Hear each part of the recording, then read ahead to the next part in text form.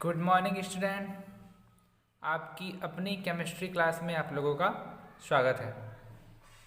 तो स्टूडेंट, आज हम लोग पढ़ेंगे चैप्टर 3। ठीक है, चैप्टर 3 जो कि है वैद्युत रसायन या इलेक्ट्रोकेमिस्ट्री। एक नया अध्याय स्टार्ट कर रहे हैं हम लोग, जो कि है वैद्युत रसायन, जो बहुत ही इंटरेस्टिंग होने वाला है। तो चलो हम लोग समझते हैं कि वैद्युत रसायन क्या होता है। तो ध्यान देना स्टूडेंट, वैद्युत रसायन रसायन विज्ञान की वह शाखा है जिसके अंतर्गत हम विद्युत ऊर्जा एवं रासायनिक ऊर्जा का आपस में संबंध तथा उनके अनुप्रयोगों का अध्ययन करते हैं। फिर से मैं एक बार रिपीट कर दे रहा हूँ, वैद्युत रसायन रसायन विज्ञान की वह शाखा है जिसके अंतर्गत हम विद्युत ऊर्जा एवं रासायनिक ऊर्जा का आपस में संबंध तथा उनके अनुप्रयोगों का अध्ययन करते हैं।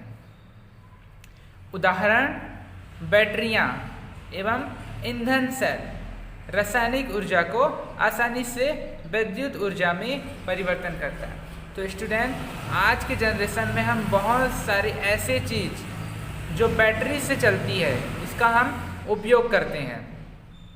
बैटरी से चलने वाली टॉय कार हो गया, फिर टॉर्च हो गया, जो इन्वर्टर है जिसमें बड़े बड़े बैटरियां लगी होती हैं,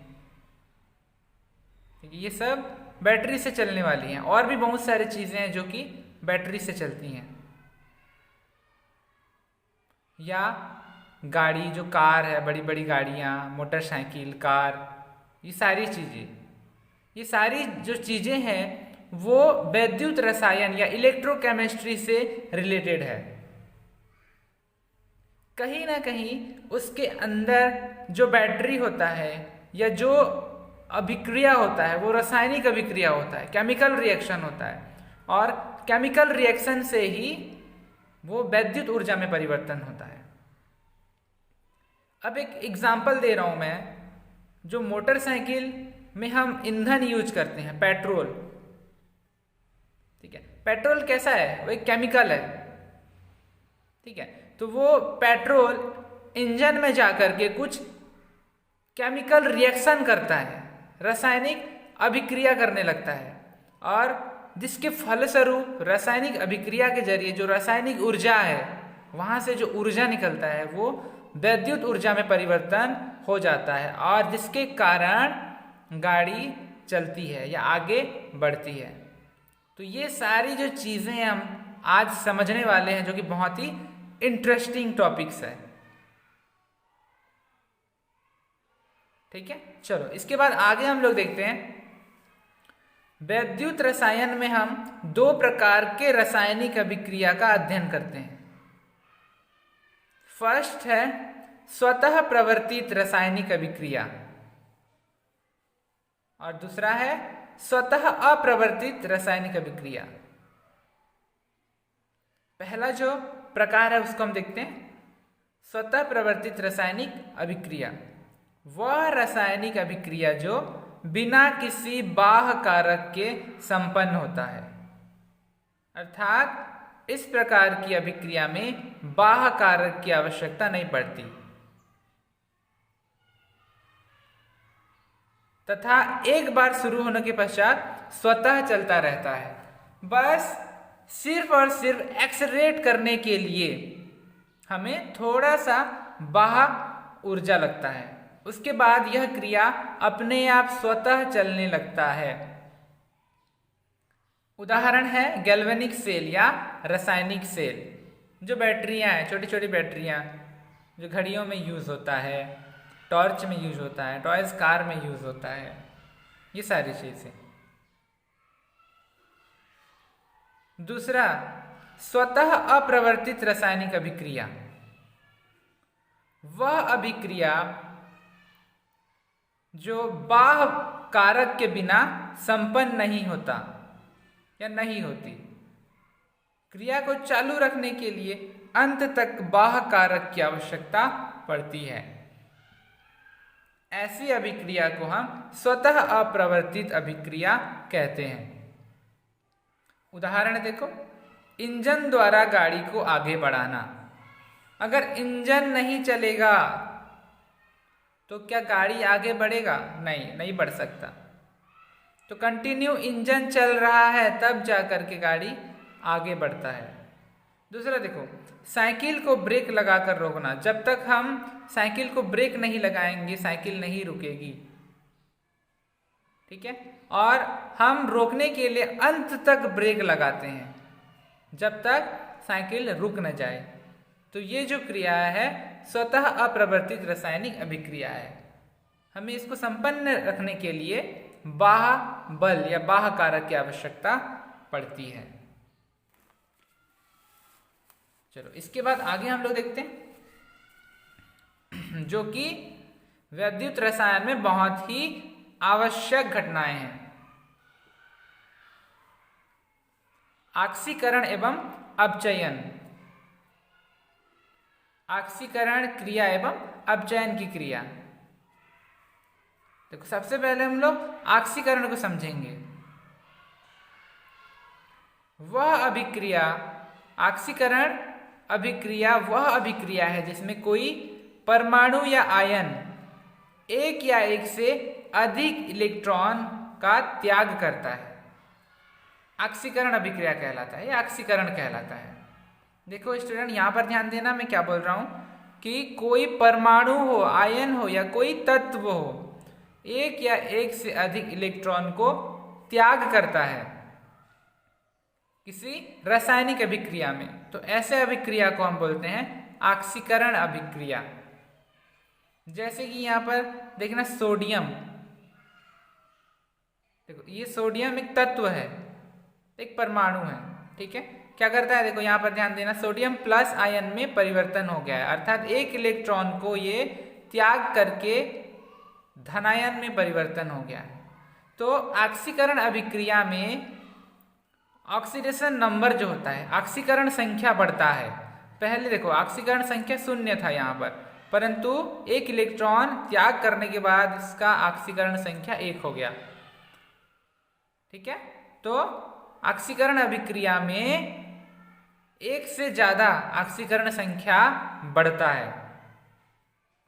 कॉपर प्लस आयन अर्थात धनायन, एक आयन है ये जब एक इलेक्ट्रॉन त्याग करता है तब इसकी ऑक्सीकरण संख्या बढ़कर 2 हो जाती है, ठीक है। तो ये है हमारा ऑक्सीकरण की क्रिया। दूसरा देखो अपचयन की क्रिया। अपचयन वह अभिक्रिया है जिसमें कोई परमाणु या आयन एक या एक से अधिक इलेक्ट्रॉन ग्रहण करता है, अपचयन कहलाता है। उदाहरण सोडियम जो कि धनायन है, एक आयन के रूप में है, क्या करता है, एक इलेक्ट्रॉन को ग्रहण करके ये सोडियम परमाणु में परिवर्तन हो जाता है। अब यहाँ ऑक्सीकरण संख्या चेक कर लो, पहले सोडियम का ऑक्सीकरण संख्या 1 था, अब एक इलेक्ट्रॉन को वो ग्रहण करके इसका ऑक्सीकरण संख्या 0 हो गया।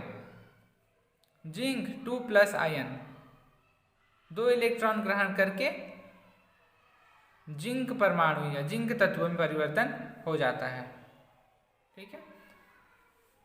वास्तव में कुछ रासायनिक अभिक्रिया में कुछ ऐसे रासायनिक अभिक्रिया भी है जिसमें ऑक्सीकरण एवं अपचयन की क्रिया साथ साथ चलती है, जिसमें एक पदार्थ ऑक्सीकृत होता है व दूसरा अपचयित होता है, ठीक है। उदाहरण के लिए देखना copper oxide plus H2 hydrogen,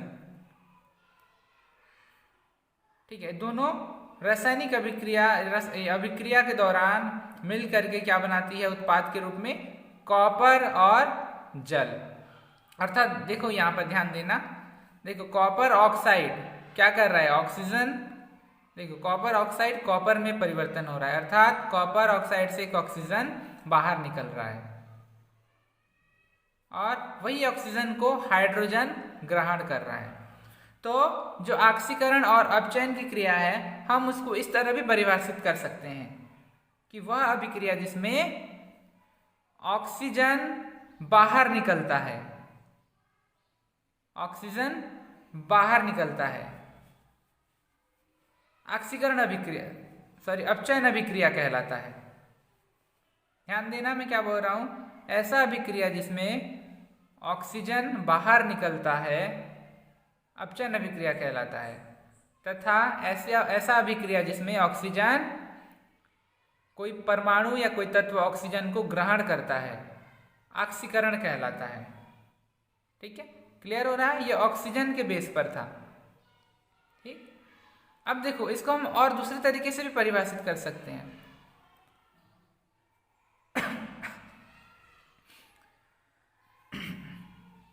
ऐसा अभिक्रिया जिसमें हाइड्रोजन, देखो हाइड्रोजन के बेस पर अगर हम करेंगे तो ऐसा अभिक्रिया जिसमें हाइड्रोजन का निष्कासन होता है, मतलब हाइड्रोजन बाहर निकलता है, वह ऑक्सीकरण अभिक्रिया कहलाता है। ठीक है, और ऐसा अभिक्रिया जिसमें हाइड्रोजन कोई तत्व परमाणु हाइड्रोजन ग्रहण करता है वह अपचयन अभिक्रिया कहलाता है। तो यह हाइड्रोजन के बेस पर था और ऑक्सीजन के बेस पर था। ठीक है, ऐसे भी हम लोग परिभाषित कर सकते हैं। आगे आप लोगों को कुछ ऐसे एग्जाम्पल मिलेंगे तो हम लोग समझेंगे उसमें। ठीक है, अब आता है स्टूडेंट रेडॉक्स अभिक्रिया। अभी अभी मैं आप लोग को बताया जो अभिक्रिया, ठीक है, दोनों अभिक्रिया साथ साथ चलती हैं करके, तो वो कौन सी अभिक्रिया है? रेडॉक्स अभिक्रिया है, जिसको ऑक्सीकरण एवं अपचयन अभिक्रिया भी कहते हैं। इसका परिभाषा देख लो, ऐसा अभिक्रिया जिसमें ऑक्सीकरण तथा अपचयन की क्रिया एक साथ संपन्न होती है रेडॉक्स अभिक्रिया कहलाता है। एग्जाम्पल, इसको ध्यान मत देना, ठीक है, इसको मैं क्रॉस कर देता हूँ। देखो कॉपर ऑक्साइड और हाइड्रोजन, अभी अभी मैं आप लोग को एग्जाम्पल बताया इसका, कॉपर ऑक्साइड प्लस हाइड्रोजन और कॉपर प्लस H2O में परिवर्तन हो जाता है। ठीक है, तो इसमें ऑक्सीकरण और अपचयन की दोनों क्रिया एक साथ संपन्न होती है। अब ध्यान देना, यहाँ पर जो हाइड्रोजन है ऑक्सीजन को ग्रहण करता है। ठीक है, जो हाइड्रोजन है ऑक्सीजन ग्रहण करता है वह ऑक्सीकारक कहलाता है। ठीक है, और यहाँ पर जो कॉपर है ऑक्सीजन का निष्कासन कर रहा है वह अपचायक कहलाता है।